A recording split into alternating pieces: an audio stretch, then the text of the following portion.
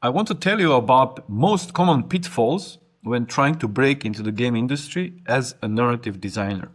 So who I am to be, sharing this wisdom with you. I have more than 25 years in games. I've been working as a game designer, narrative designer, game director, tabletop writer. I've been mentored more than, I'd say 200 narrative designers, but also teams, indies, studios, startups, basically helping people find jobs or develop their own projects. So I think I know a thing or two. Also, from start of this year, when I started developing the mentorship program for narrative design, I interviewed a lot of recruiters and wondered what are they looking for, So I noticed something, and then when I compared notes with them, we kind of agreed that they're like typical pitfalls when it comes to applying for game studios, for jobs, especially when it comes to portfolio. So a lot of people will see portfolio as kind of example of what projects they were, involved with. And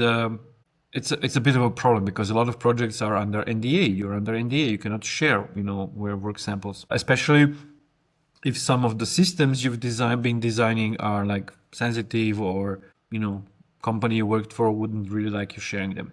So first, before, I go to the pitfalls, I would like to tell you that portfolio is actually like a writing sample. It's like a proof that you can do this job.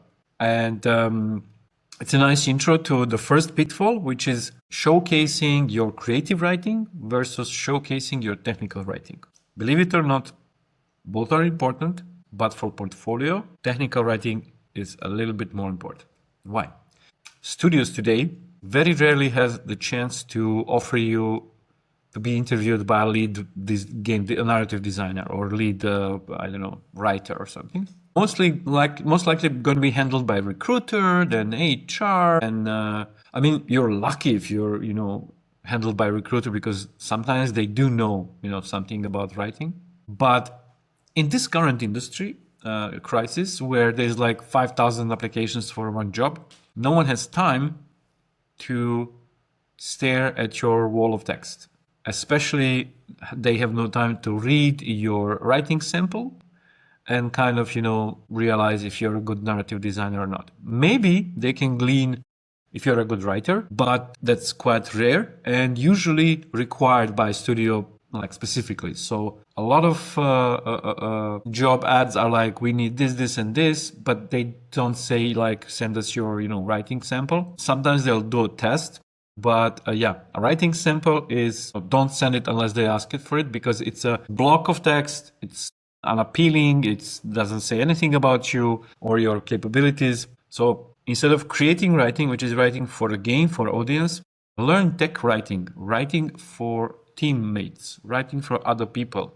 I will not go into too many details, but tech writing basically means readability. Like use headlines, use bullet points, use numbered lists, use bolding or italic of the keywords. Basically in your portfolio, a lot should be diagrams, screenshots, samples like that, and then very, very succinctly, written about you.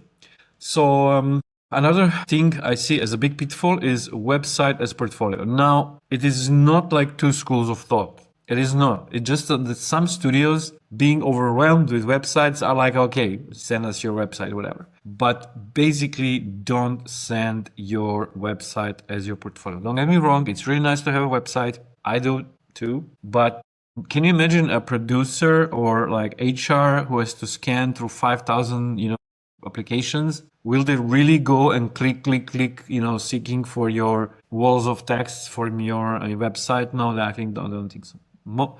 What they said to me literally was, please, 3 to 5 pages PDF max. If it's readable, can be a bit longer, but 3 to 5 pages, no more. Portfolio is a story about yourself. How do you want to pitch yourself? It's a pitch deck. You have to present yourself. You have to, get their attention.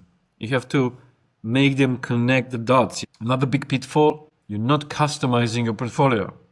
You're dealing with people with attention span of squirrel on cocaine. I swear to God. They don't have time to, imagine what would your particular, work, be apply to their processes and their game. I seen things you people wouldn't believe, like pitching a portfolio to a mobile game studio, and they say PC game, and they say, well, we're not compatible. How are you not compatible? I'm not a designer. I design, for PC and for mobile. No, we're a mobile studio. We don't deal with this.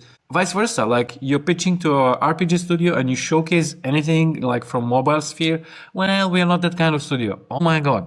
But yeah, that's what we have to deal with. So customize your portfolio, see what the studio is all about, and custom tailor your portfolio. Invent your work. It doesn't have to be a project you published, finished, that was commercially successful or whatever. That they can see or not from your CV. That they can ask you, if they want to know. But your portfolio is a proof that you know what you're doing. It's your pitch deck. You can mock up things. You can invent things. You can invent diagrams, whatever, So custom tailor it, not just to the needs of the job application, but like to that particular studio. So if they're doing RPG, make example of RPG. I mean, that's why a lot of my mentorship program is not about me teaching you how to write. I know you guys know that. I know you're good storytellers.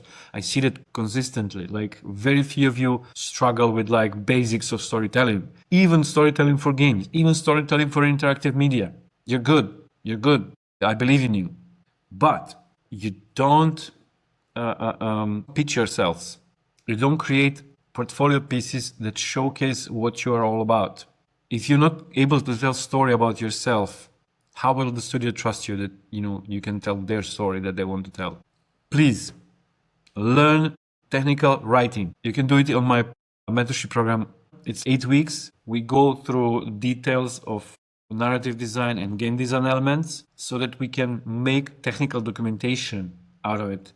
So that this technical documentation can be beautified, custom tailored, edited into portfolio pieces. Because the many portfolio pieces you have, you can just, put it together like Lego bricks and have like portfolio ready for a specific studio, for a specific role, done in like 4 hours. So if you want to do it yourself, great. If not, come to me. If we have a nice group, we have nice server, we have all kinds of supports for you, and we can do it together. There's a lot of support in accountability. There's also a lot of support in like direct feedback. And if you're hesitant, if you're like, I don't know if it's for me or not, no problem. Just join our Discord. The link will be in the doobly-doo. Every Saturday we have portfolio reviews and creative reviews. Last week we had amazing tabletop PCs presentation. Before that we had amazing talk with the junior narrative designer who did miracles. So come to be supported, to nail that portfolio down, to get that job, because there are jobs. It's just, you need to stand out. You need to send a message to the studio. I can do this. You don't have to bench me for 6 months until I learn the practices. And this is what I'm all about, so that we are fit. Now go, make your portfolio or apply for the next mentorship program. We're starting end of January. See you in the next one. Have a lot of fun, you wonderful people.